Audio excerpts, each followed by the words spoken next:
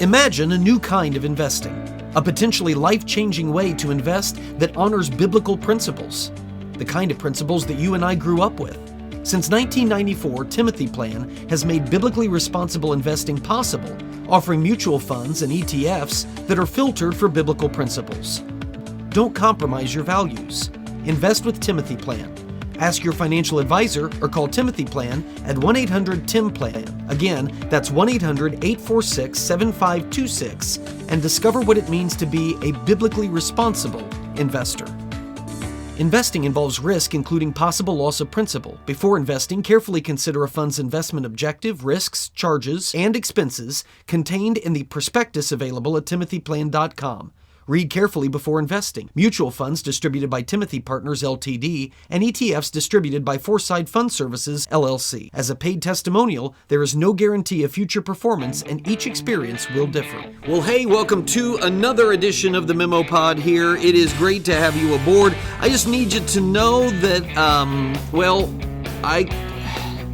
there's a small part of me, as we get into this, a small part of me.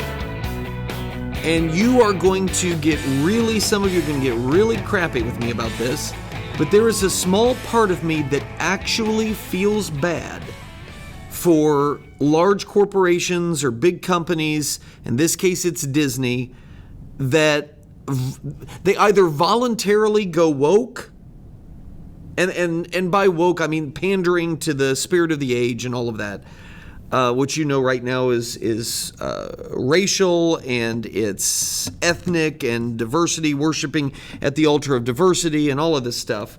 By the way, that reminds me, there was an excellent, and sometimes I'm going in 15 different directions right now. I got to bring all of my thoughts together. There was an excellent comment that was made online relative to the VeggieTales creator Phil Vischer, who prides himself in being a Christian who takes left-wing political stances and always couches his words very carefully or always states them very cautiously, which I appreciate, so as not to give away the farm, not to sell himself out as a progressive Christian, but certainly does want to push those of a more conservative. And frankly, I don't have a problem with people pushing against politically conservative Christians. And I'm separating those two things. They're politically conservative, but they're Christians. Saying don't make an idol out of your conservative politics. I know a lot of people get mad about Phil Vischer and even David French doing that. But I don't have a problem with it. Do I think that sometimes what they're saying doesn't hold any water and that they're creating straw men and they're arguing straw men? Do I think that sometimes they are masking and trying to hide the fact that they themselves have idols except on the other side? Yeah, I think that that's the case. But I don't mind, and maybe it's just something about my makeup, and maybe this is really annoying to some of you, but I don't mind somebody telling me as a Christian who has conservative politics, hey, be careful about this. Don't make an idol out of this. I don't mind, because to me, yes, iron sharpens iron, but beyond that, it's good for me to be mindful of those things. Just is. The reason I said not necessarily iron sharpens iron, because I don't know all the time that people that are criticizing conservative Christians, that they're Christians themselves. So I don't think it's necessarily iron sharpening iron, but the things that they're saying, I want to be mindful of. I do. So anyway, all of that to say that let me get back then to that thought. So there was this great commentary that was made, and I think I'm going to make a memo out of it. So like the written memo that comes out on Mondays, I think that you're going to see that if you're a paid subscriber. Would love to have all of you as paid subscribers, because I want to get your feedback on it. Do you think this was a fair criticism? And it all stems from, is there a problem if your church is predominantly white? Should you feel bad if you attend a church that is predominantly white? There's a black church in the neighborhood. There's a couple of them in the city where I live. Should they feel bad that they attend a predominantly black church? Or should they not feel bad, but the people that attend white churches, predominantly white churches, feel bad that they aren't attending the church that is predominantly a black church? Is there an obligation for us to, or should we just acknowledge that we have our own cultural preferences and our own cultural comforts, and it's not as though we couldn't worship with those people? We're worshiping the same Jesus, and we think it's pretty neat that God and the message of Christianity spreads across cultures so that we are brothers, even if we have our own gatherings that aren't driven down racial lines. I don't know. I think it's an interesting question, and the commentary that was directed at Vischer, I think was appropriate. I think it was good, and so I'm going to write about it. But anyway, so why did I bring that up? Because I know that there are those of you out there that are going to think that there's something wrong with me, that I would ever feel badly for a large corporation going woke, worshiping at the altar of diversity, all of those things. You do that, you invite the consequences, and you deal with the mess that you have created. That's it. I get it. I do. But I would simply remind you that for some of these companies, their boardrooms go woke, and their employees are then stuck with the consequences. So there's that. And some of those companies, they don't voluntarily go woke. Their boardrooms haven't gone that way, but they make the conscious decision to try to placate the woke mob. Well, we're just going to keep them happy by doing this, that, or the other. Yes, the executives in the board of directors, the executives and the board of directors, they deserve every bit of what they have coming to them. They really do. And that's why I said it's just a small part of me that feels badly, because the rest of me really kind of enjoys watching the turmoil that these virtue signaling suits have created for themselves, thinking that they can make professional malcontents somehow content. You're not going to do that. When you are dealing with a group of people whose only known rule of conduct, by choice, is to be a malcontent, is to follow the Barack Obama model of community organizing, which means community agitating, finding a problem, exploiting it, making it a big deal, and demanding change and all of that stuff, creating an enemy, isolating the enemy, Saul Alinsky style, when that is your mode of operating in the world, you're not even open to being made content. Because the only way you know how to do business is to find something to complain about and be a victim about and make into your cause celeb. That's what it is. And so when businesses and companies and corporations try desperately to make those people content, I want to shake them and say, it's never going to happen. You're never going to do it. And if you follow them down this path and fall all over yourself apologizing to play by their rules, you're going to end up, well, really hurting yourself in the long run, because you're never going to make them happy. I'll give you an example of what I'm talking about. I mentioned Disney earlier. Some of you are aware that we left Black History Month in February, and now we've entered into Women's History Month in March. Okay, that's what we're all celebrating, is the history of women. And Disney parks, specifically Walt Disney World in Florida, had a brilliant idea. There is, if you ever go to Disney World, there are a few different ice cream shops that offer this. It originated in the Beach Club Resort. They have a ice cream place there right next to their pool. It's called Beaches and Cream. And you can go and eat supper there, but they have magnificent ice cream offerings there. And their biggest ice cream offering, the most well-known, is called the kitchen sink. You've heard the phrase, everything but the kitchen sink. Okay. So it is a faux kitchen sink. It's like this big saucer, and it has tons of ice cream in there. There's all kinds of flavors. I know they got the vanilla, the chocolate, the strawberry. I think that there's a few other flavors, maybe even mint chip in there as well. But they have all of these big scoops of ice cream loaded up with whipped cream and about 1 billion different toppings just all dumped in. And the whole idea is it's all this ice cream, everything you can imagine, all the toppings except the kitchen sink. And so they put it in the kitchen sink. It is a monstrous, I think I've got a picture of it. Yeah, so that's it. Okay, so it is a monstrous dish of ice cream. And it's called the kitchen sink, I believe. Now, that was at the beach club. Then it was so popular, they started doing a little bit smaller versions of that dessert at various ice cream shops in the park. And they would call it Mickey's Kitchen Sink Sundae. And they would take, it's a plastic piece, the Mickey pants, the iconic Mickey pants, and they would put all the ice cream in with all the toppings. It's not as big as the one at the beach club, but it's very significant. It's something that you would share, okay?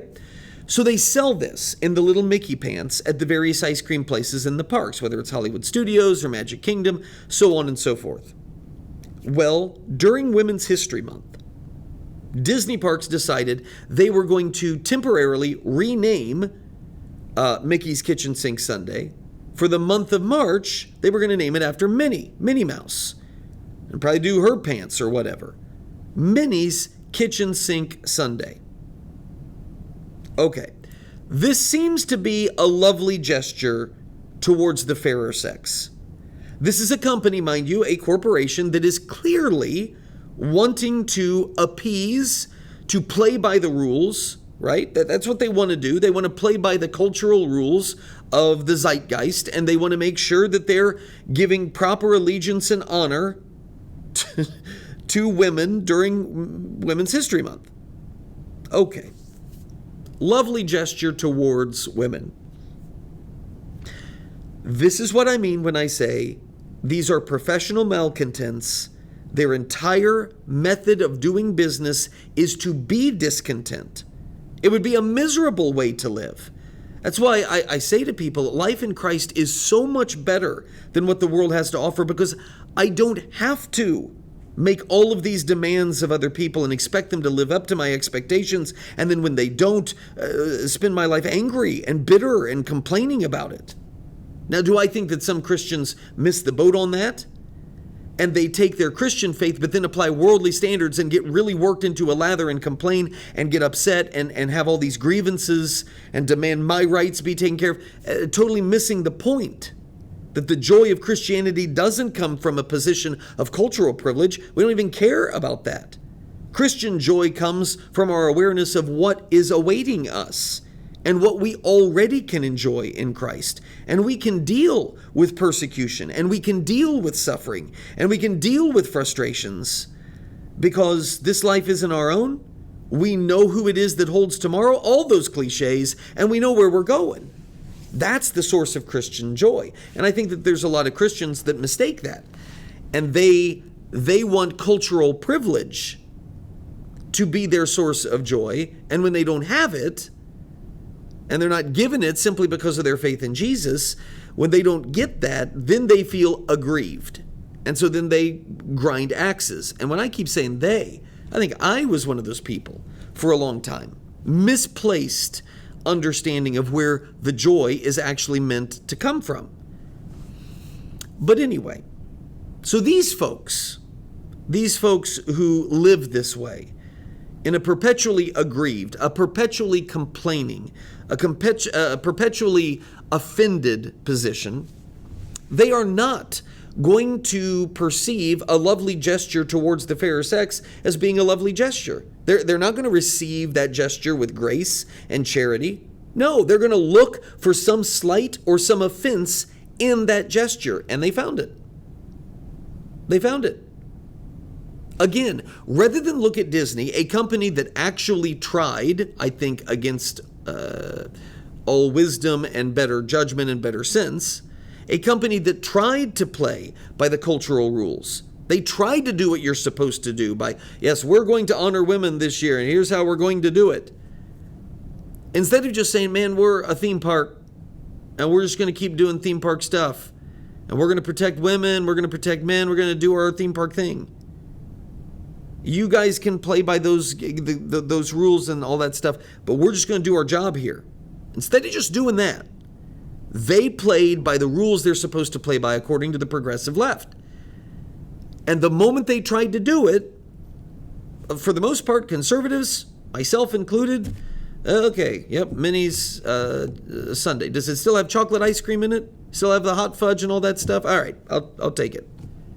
We don't really care. But the people who do care, you think they're satisfied by this move? Not at all. They found something to be upset about and demand restitution. They have found a reason to say that Disney is degrading women everywhere by associating them, you ready for this? By associating them with a kitchen sink. Here's Dr. Betsy Grunch, a neurosurgeon, has nearly 2 million followers on TikTok. Here's what she said. Well, I don't think Disney did this intentionally. The perception is associating a kitchen sink with a month celebrating women, a group of people.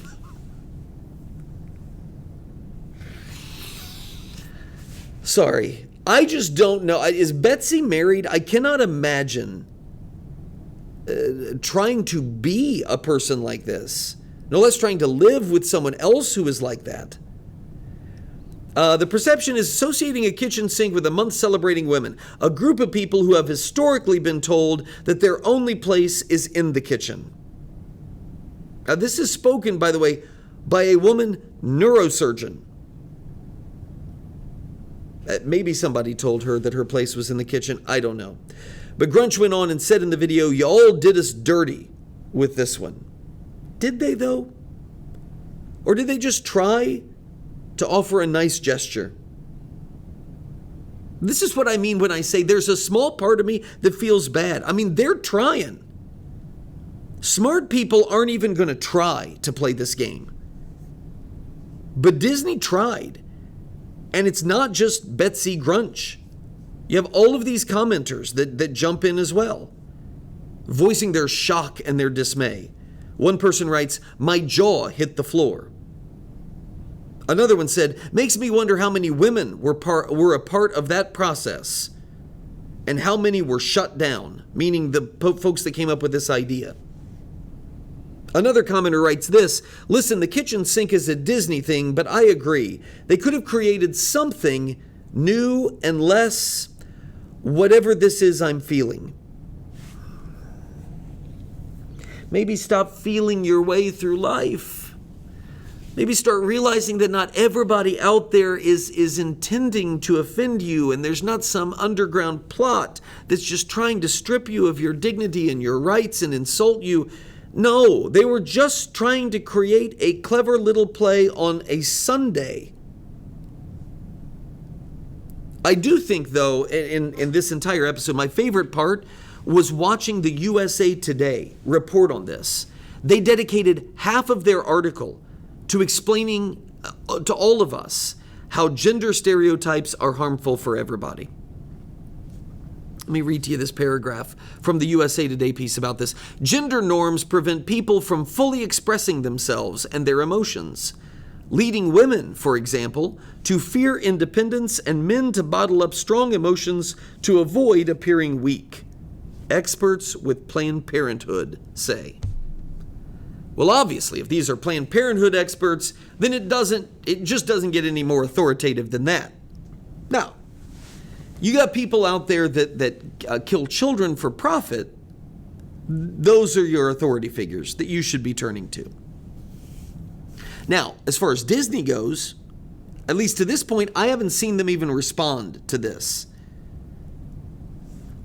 I haven't seen them say that they're going to give in to this. I haven't seen that they're going to go on with this little experiment of trying to be nice.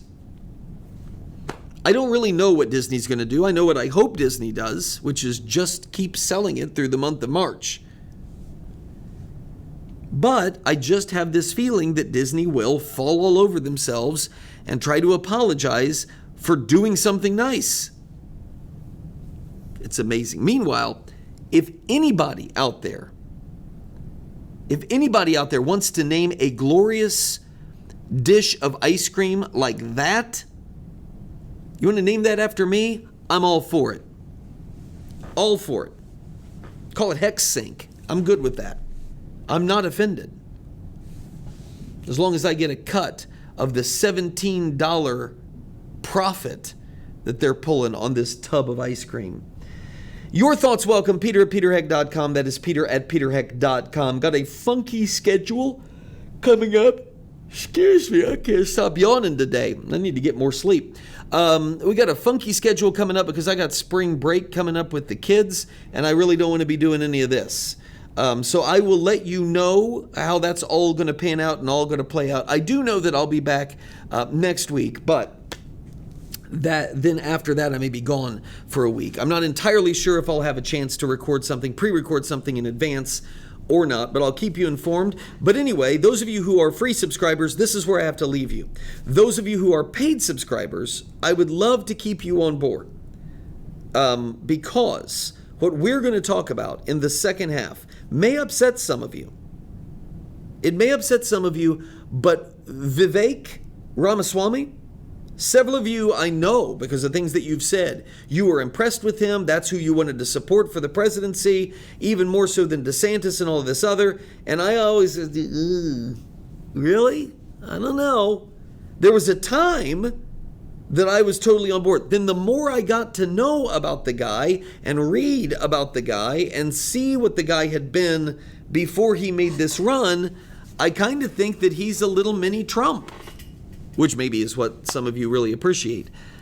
But Vivek just did something that totally undermines his claim not to be a professional politician. And I don't think we should get used to just calling people on the other side of the political aisle out. Those on this side of that fence, when they behave like Vivek has recently behaved, I think they need to be called out. And I'll do it, and I'll be interested in your thoughts when we come back with the second half of the Memo Pod for paid subscribers. Can't wait. The Memo with Peter Heck.